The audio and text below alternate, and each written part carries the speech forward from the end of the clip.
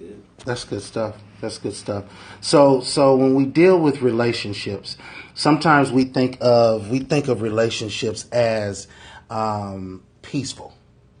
But when we put the line in, or we put the word in, wars, that kind of changes some things, because then we try to figure out, okay, if a relationship is supposed to be God inspired and God ordained, and that's what God wants us to have, why do we have so much battle in relationships? So can one of you answer that question for our listeners? You know, I love to help people feel better in their relationships, and I try to stay away from those words that create a kind of war aspect. But I know that's what it feels like when your feelings are really raw and you don't know how to feel better. What happens with two people when they fall in love is that they become one in many ways, and it's a beautiful thing. But we are deluded in thinking that that is going to last, that feeling.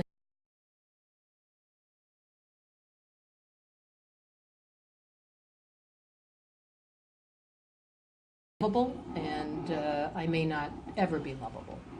So these are two places where we end up when our feelings get hurt and we expect our partner to create something that's better than what we're experiencing. So I like to start by helping people understand that that's normal. Normal to get your feelings hurt. What would be helpful is learn yourself. Learn how you get your feelings hurt so you can connect and let your partner know, this is why I hurt. Because listening to your partner when they are sad is a beautiful connection between two people. But we don't really know how to listen when both people have their feelings hurt. Then we just end up in the war. Okay. Can Trevor, go ahead, weigh in on that. Linda, I mean, that's the point, period, right there. And one of the other things that come to mind that I think about is, you know, relationship wars. You have two imperfect people who come together to look for perfection. That's already contradistinct to the idea. And then on top of that, we're trying to navigate how to become how to manifest or walk in that compatibility, yet maintain individuality, and that in itself is very difficult. Particularly, like Linda said, if you don't know you. Good stuff. And that kind of went back to what we were discussing last week on the show, wherein we talked about you got to figure out who you are first before you get into any relationship. Because sometimes, as I spoke last week about, we bring our baggage to the relationship, and then we expect our partner to unpack it, deal with it, clean it up, and at the end of the day, it's most of the time we just don't know who we are. So when we deal in relationships, from a dating perspective, because I know that there's times to where we have we go through our season, and I know we're all married here that are today, but there was a season when we dated.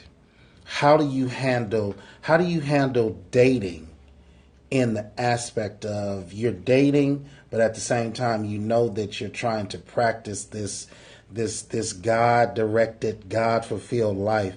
How do you date when you're in that season of not only working with a relationship with God, but you also want a relationship with the person that you can see and touch and you want to fall in love with?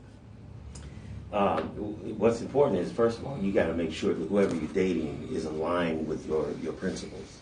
I mean, I can't be trying to walk with a God that expects certain things of me and then partner myself with somebody who's not trying to walk in that same principle. Amos says, how can two walk together except they agree? There's certain things we have to agree on if we're going to even begin this journey, this walk together. And so if not, you set yourself up for some real tough times. I'm not going to say failure. There's some people who've done it. But are they happy? Could it be better? Could it be enriched? Could it be enhanced? So first of all, is I'm gonna try and find someone or connect myself with somebody who is going in the same direction that that I'm going in, that we're aligned together, we're going in the same direction, same purpose, same principles. That kind of helps get you off to a good, healthy start. We're wise in this room. Oh my gosh. But I want to add to that. With when we show up in the dating world,